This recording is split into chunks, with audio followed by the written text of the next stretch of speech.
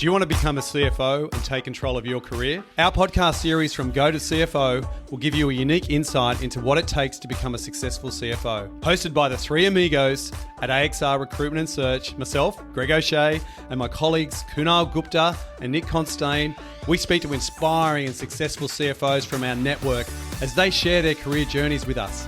It's the closest thing you're going to get to delving into the mind of a CFO. We hope you enjoy it. Welcome back to another episode of Go to CFO. I'm Nick Constein, I'm your host, and with me today, I'm here with Lorenz Haefeli. How are you doing today? Yeah, really good. Thanks, Nick. Thank you so much for coming today. Lorenz is the CFO of Bailey Nelson. So I thought him and I had a really interesting conversation about a month ago, and I thought it'd be a really interesting story to tell. So today, what we'd like to do is just spend a few minutes just going through your background, talking a little bit about your experience, and see what insights we can pull from it. Sounds good. So just to kick things off, if you want to tell a little bit about yourself, where'd you grow up? What's your background? Yeah, so I grew up in Sydney on the northern beaches, but absolutely not a beach person. I much prefer the feel of office carpet under my feet to sand. Yeah. So sort of quite unusual for someone growing up on the beaches. Had, really, really good childhood there. Went to school in North Sydney and just, pretty typical upbringing, I think. Yeah, fantastic. And so I guess just as an icebreaker, just to throw some ideas out. So you've worked in lots of different brands, which we'll get into later in the episode. But what's your favorite brand that you haven't worked on? Yeah, it's a pretty tricky one. There's obviously a lot of great brands in the world. But for me, I'd probably toss up between Ferrari and Porsche. I think just incredibly aspirational brands. They've got a real legend about them. One thing I heard about the sort of customer consideration cycle of Ferrari, for example, can be 50, 60 years. It starts with a 5-year-old putting up a poster of Ferrari in their bedroom, and that's just sort of the starting point, and they work towards actually being able to buy it, maybe 50, 60 years down the track. So I thought that's pretty amazing for a brand to have that kind of, aura. That's such a cool point. I've never thought about actually, but that makes sense. Okay, cool. So to kick things off, can you please give everyone a bit of a high-level summary of your career so far? Yeah. So started off as broad as I could, so straight into audit. I'm sure that's where a lot of listeners would have started their training, and I really just wanted to get to know businesses under the hood, yes, you could say. So started at KPMG. Spent a few years there, sort of getting my CA, doing the usual track, and then had the opportunity to move to London with KPMG. So I took that. International experience, was always something I wanted. So spent about a year in London auditing insurance companies, fund managers, those sort of firms. And about a year, as I said, a year into it, decided that audit was not where I wanted to spend the rest of my career. Again, I think a pretty standard thing for a lot of people in our field. I have a massive respect for the audit profession. I think, it's really important, and there's a lot of incredibly talented people in that area. But for me, always sort of having had an interest in business, I wanted to get into actually working in a business and dedicating myself to really understanding it and helping a business grow. So use the experience I had at KPMG in insurance to move to a reinsurance company. So took a financial accountant role there. And that was a really good introduction into the world of commercial. But after about a year there, decided I didn't want to stay in insurance forever. Again, big respect for everyone in the insurance industry. It's a complex one, but I really felt like I wanted to work in an area that I sort of fully understood and could get passionate about. And so that led me into the automotive industry. So I took a role as a finance manager with Subaru in the distribution arm. And then that was part of the wider Inchcape group, which had retail as well as logistics and the distribution side. So worked up a few roles there, and then had the opportunity to move to Tesla. So again, attracted by the brand power, by the story there. Spent a few years at Tesla and sort of decided it was time for another move. So spending a couple of years, 2 to 3 years at a number of different companies before my current role at Bailey Nelson. So the reason for moving to Bailey Nelson was I really wanted to be part of, a more manageable sized company where I could sort of see how the entire company works. And being at a place like Tesla, huge multinational in the Australian arm, I didn't really see what was going on at headquarters and sort of how big decisions were made. So I had the opportunity to join Bailey Nelson. So I'm an Australian founded company, relatively young, good brand or great brand and good people. So that led me to where I am today. Fantastic. And so tell us a little bit about your time in London, getting to KPMG. What were the differences of working, I guess, between the Sydney market and the London market? And would you suggest it to other people? Yeah, I think lots of similarities, and that's why a lot of people do go straight across to London from Australia. I think it's just about a bit more exposure to, to larger businesses. You get to meet a lot of people from around the world as well. So I think being that real sort of central hub where people from, different backgrounds from different countries all come together, it just means you can sort of learn a lot more quickly. Yeah. When we caught up, I guess you'd mentioned that, insurance wasn't really the right setting where you felt you could be for a long term. And you mentioned also that you as a child also loved cars, Yep. which hence the Ferrari comment, I would imagine. So how do you think that passion for cars influenced your decision to leave reinsurance and join a brand like Subaru? Yeah, well, as I said, big respect for people in the insurance industry. It is complex. It is important, especially, reinsurance is another world sort of beyond just your traditional insurance. So it was interesting to sort of understand how all of that works. But for me, I think the realization that I could actually work with a product I'm passionate about was quite an important one. And that really, got me committed to being in commercial finance, being part of a company. So I think it was sort of a bit of a dream come true, if you like, being able to apply all of the skills I'd learned, everything I'd studied for in the car industry. And it really sort of proved to me that working with products in a business is where I wanted to be. Yeah. And so what did you learn, or what did those roles at Subaru and Tesla teach you about business operations that you've taken forward now? Yeah, so I think in finance, we're in a really privileged position in that we have full access to everything in the business, basically. So if you have the interest, you're able to understand the business at a level that really, not many other people in a company can understand it at. So I think being able to just dig into all the different processes of a business and kind of relate it back to a product which I understand and am passionate about, I think was just a fantastic way to learn a business and sort of start that passion for being in finance. Yeah. And you mentioned you made the move from Subaru to Tesla. What were your expectations before joining Tesla? Yeah. And what was the reality of that? Yeah. So the expectations, obviously, having read about the company and watched it, and obviously huge disruptor and groundbreaking at that time. It was sort of pre-Model Y and Model 3, so it wasn't mass market yet, but, you were certainly starting to see a few of them on the road. So, I expected that kind of really fast-paced, fast developing environment. And I could certainly see that. The term that was kind of used at the time was scrappy. It was just getting things done however you needed to. Certainly saw that as well. So I was also sort of part of getting the energy side of the business up and running in Australia. And that's now doing really well, all of the battery storage. And at the time they were doing the big battery in South Australia. So again, sort of that side of the business as well was fascinating.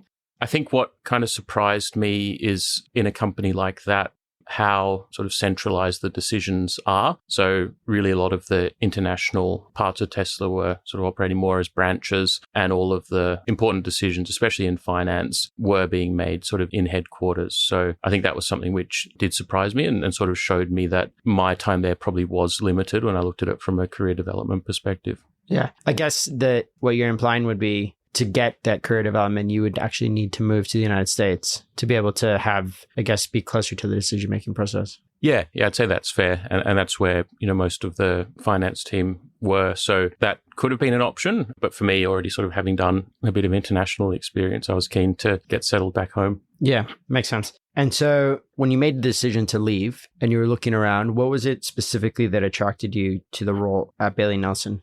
Yeah, so obviously I'm a glasses wearer, so I had been a customer before I started working at Bailey Nelson, and always thought, the brand was really fun, a bit playful, again, sort of slightly disruptive. You've got the traditional independent optometrists that I'd kind of grown up with, but this was, optical chain, but not sort of your typical clinical experience. So I think the experience as a customer certainly got me interested. And then sort of being able to hear about the brand from the founders. They're still running the business. They met at uni and started the brand at the Bondi markets. So sort of having that story behind it. And then also obviously being on a growth trajectory, but still being kind of a manageable size. So you could gain that kind of full understanding of the business. Yeah. So what role did you join when you started? Yeah. So I started as a financial controller. Okay. So obviously based in Sydney. So fairly broad role again. And that's what I was looking for, sort of having moved from Tesla. And that was a really great start to, experience the full finance function. Sure. And so I guess your time at Bailey Nelson, to give some context, so the size of the business when you joined and then kind of the evolution of your journey whilst you've been there.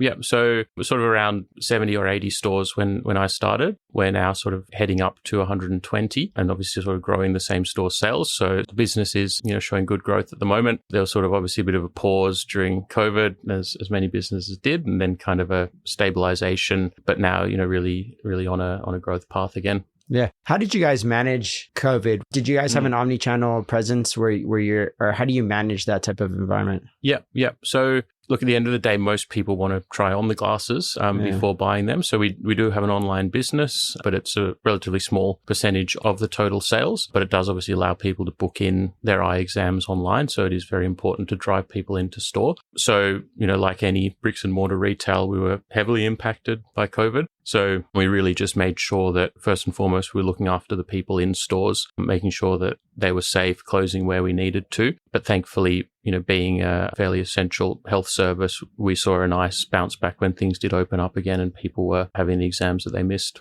And so what was the team structure like? You mentioned having an international CFO. What's that dynamic like when someone is sitting in Canada and you're on the ground here in Sydney? Yeah. So obviously my boss, the CFO, when I started, was based in Vancouver. He would typically travel sort of once every 6 weeks to Australia to be with the team. But obviously that stopped once COVID was happening. It was fine with virtual meetings and all of that. And, we just made sure to regularly catch up on screen. I think he worked a lot of hours, so he was basically available anytime we were working. So that was okay. But what it did, I think, allow me to do was sort of establish myself as the finance presence on the ground in Sydney. And that being where sort of the headquarters is meant that people did kind of see me as the person to go to for finance. And I sort of really, took on that responsibility and saw it as a great opportunity. Yeah. And so I'm curious to see what it's like stepping up from a financial controller to head of finance and then ultimately becoming CFO. What does that transition look like, and how do you change the perspective of your peers? Or I guess they've already see you as that person to some degree, but how was it stepping into that role? What was that transition like?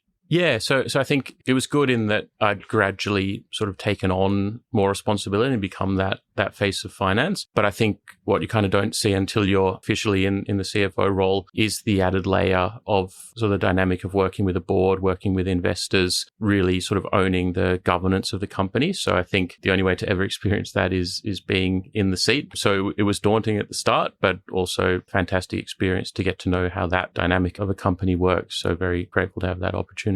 I'm really interested to know what the dynamic of ownership structure. You mentioned that the owners are still very actively involved. How does that differ from working at a Tesla or working at a large multinational like Subaru? Yeah, so I think, again, benefits of being at a medium-sized company is you do get to see that whole dynamic. And especially with a founder-led business, you get to see, business that the founders have built themselves. So very fortunate that they're great at managing the business and are able to not let sort of emotions get in the way of making important business decisions. So I think learning from that and then learning how, in bringing on, different investors, you kind of have to balance, different priorities, different time horizons, and really being considered in the communication of business performance. Yeah. So over the past 6 years that you've been there, what are some of the things that you've taken from them professionally that you feel are really good quality life lessons? I think for me, a big kind of realization moving into a more senior role is that people kind of look at you more.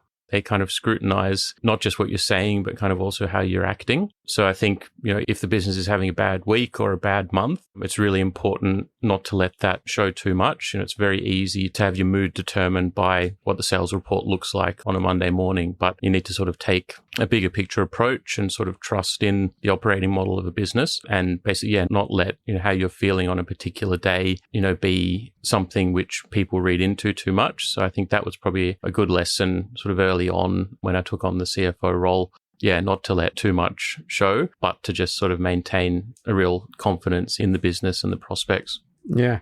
And did you find that when you're a CFO who's a bit, quote unquote, lonely at the top, who did you rely on, or who was your mentor? Who did you go to for guidance or advice? Yeah, so I think I'm lucky again, sort of having built up a few connections of CFOs, experienced CFOs I had a few really good introductions from the founders of the business to people in their network. So whenever there was an opportunity to meet someone who'd been through what I was doing, I took that. So I've got sort of 3 or 4 that I catch up with regularly, and you're able to have sort of really candid discussions because they've been through exactly what I'm doing plus more. So I think that's been a real good support.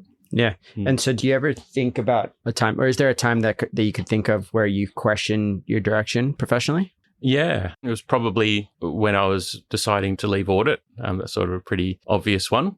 Sort of thinking, is this really something I want to continue with? I even considered maybe going and studying architecture, for example, starting something completely new. But I decided, look, I've invested a lot of my time in this field. I do have a passion for how businesses run. So I really need to give being in commercial a go. It wasn't something I'd done to that point. So I think that was a really important turning point, actually, jumping in, using the experience I'd got through audit, through my studies. And, as soon as I was kind of into a company, I was enjoying it. Yeah. Okay. And so as you reflect over your time that you've had now at Bailey Nelson, what are you most proud of? What are some of the achievements that stand out to you over that time?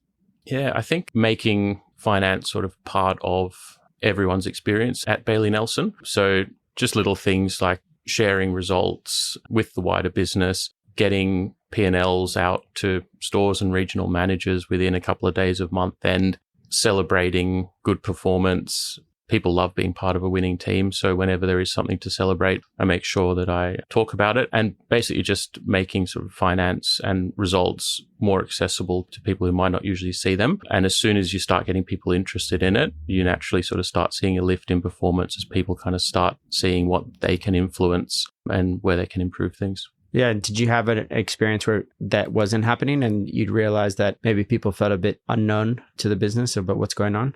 Yeah, I think so. I mean, people are busy, time moves quickly. So it's very easy for sort of a few weeks to pass after a month end and, something hasn't been prepared, then it doesn't happen. But I think one of the important lessons is you'd rather get something out quickly and it being 95% accurate, as opposed to waiting and for perfection. Yeah. And so as you reflect over your time, what do you think is next for you in terms of professional challenges that you would like to achieve moving forward?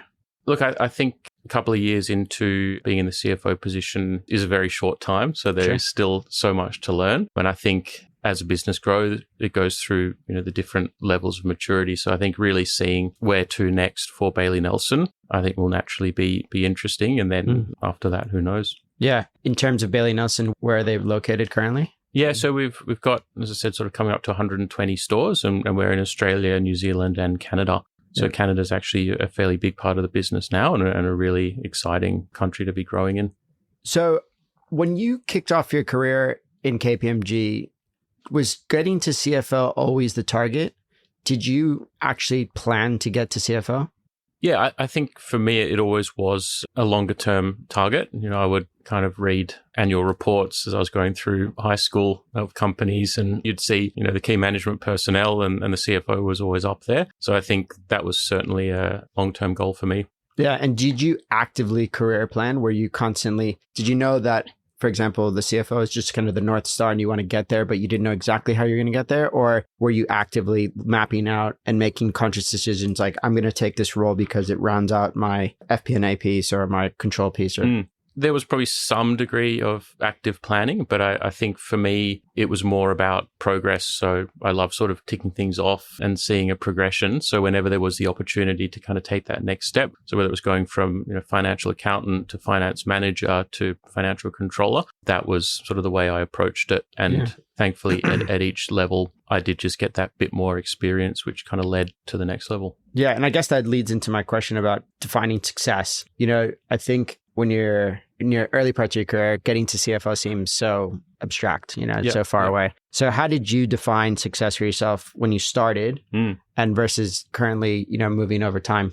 Yeah. So I think it has changed over time. So early on, it was really just about getting to that next level. So when you start in audit, you go from accountant 1 to accountant 2 to a senior accountant. So you can see those sort of regular levels of progress. And I liked, as I said, kind of ticking those off. But as I've become more senior, it's clear you need more balance. So it's not just all about career and sort of, ticking off goals of getting to the next level. It's about balancing your health, your relationships, because all of those things actually feed into how successful you can be in your career and in whatever role you've got. So I think, it's become more of a kind of overall balance consideration for me. Yeah. And so how do you balance your time?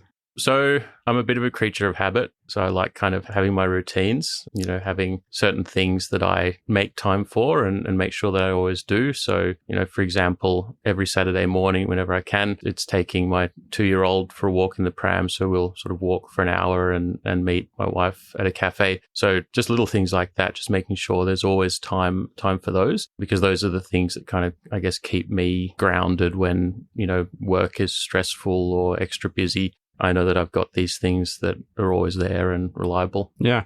And so how do you think parenthood has influenced you in the way you approach leadership or, decision-making in your, professional life? Yeah. So again, I think it is just giving that balance and that perspective. So realizing that there are bigger things than work. So when you're early in your career, you're sort of just thinking again about how do I get to the next level? A deadline is sort of the biggest thing in your life, but it's certainly given me that perspective. And I think that's, probably made me a better performer at work as well. Yeah, absolutely. And so I guess to kind of round things off here, if you could give your younger self, one piece of advice at the start of the career, what would it be? I think just be patient, just kind of trust in the process, believe in incremental improvements. So I think a big thing I've learned at Bailey Nelson is, you can't make sales go up 50% overnight. There's no magic trick that'll make that happen. It's about sort of making those small improvements to all areas of the business, trusting in that plan. And then that's what, kind of see things improve. So, it's looking at how can we make product that little bit better? How can we make the customer experience that little bit better? And all those things sort of over time will give you an extra 1 or 2% each. And that's enough to sort of get the business really, really turning. And, you can apply that to life as well, whether it's, health and fitness, improving things at home. It's all about, those kind of small changes and just taking the time to make those happen. Yeah. I want to talk about tangible products and product-based businesses. It seems like your experience, you've worked in a number of businesses where there's an actual tangible product where you can see and go, yeah, I work at Tesla, or hey, I work at Subaru, I work at Bailey Nelson. What do you think it is about working in a product-based business that keeps it interesting for you? So I think with a product-led business, obviously it's something I can understand when I'm working with it. And that's something I can kind of reference in all business processes. So looking at inventory, for example, really understanding what the product is, what the value of it is, what the components are. It means you're going to be handling inventory better. You're going to be able to plan better. You're going to be able to forecast sales when you understand, what the customer's looking for as well, how the logistics work. So I think just being able to think back to what is at the heart of the business in any process, whether it's finance, operations, anything, just makes, especially in finance, you're able to work with it and sort of grow the business. Yeah. And so how involved are you in those topics? And you mentioned inventory operations. Are you on the ground? Are you going to the stores? How does it work for you in terms of finance? Yeah, so certainly being out in stores is a huge part of it. Every time I visit a store, you learn something. For example, with logistics, if we pack too many glasses into a parcel, there's a risk that they could get sort of damaged. So you find these things out by actually being in store and seeing what the store teams see. So I think that's definitely a huge benefit. Yeah. And is your role in finance broader than just finance? Are you involved in different components? Yeah, so for me, I look after merchandise planning as well. So that's looking at forecasting our sales at the product category level and then working out what our open to buy is and going through how much stock we need to purchase monthly and what is our optimal inventory level. So I think that's really interesting when you are working with a tangible product that you understand. To start looking at what are your levers to get to that optimal inventory level. What do you need to do with stock that isn't moving as quickly as planned? So I think that whole area, you might not think of when you first think of finance, but it's fascinating. Yeah. So to wrap things up here, just to ask the final question here. So what would be your advice to someone who is starting off their career?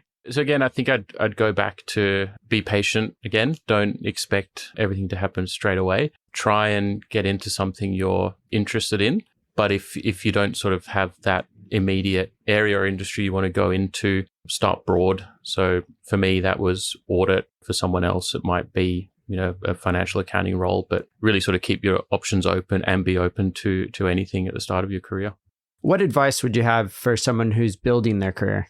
I think curiosity is extremely important. So that for me was something that kind of came naturally once I was in an industry and working with products that I was interested in. So I think just being curious and asking lots of questions. I think sometimes in finance, we can kind of just stick to our box, but I think showing genuine interest in what everyone in the business is doing, you pick up so many things. So that could happen on, store visits, for example, can happen in general catch-ups with someone in marketing or someone in retail operations. So I think just going beyond really traditional finance processes and showing that genuine interest in what others are doing. Yeah, that's great. Alrighty. Well, thank you very much, Lorenz. Really nice to have you here. Thank you very much for joining us. Yeah, thanks for the opportunity. Thanks for tuning in, and we hope you enjoy the insights from our network of inspiring finance leaders as they share their journey from Go to CFO. If you're looking to make the next move in your finance career or build your team, get in contact with the team at AXR Recruitment and Search today. We're passionate about building careers, not jobs, teams, not just hires. If you enjoyed the episode, hit the like button and subscribe today. See you next time.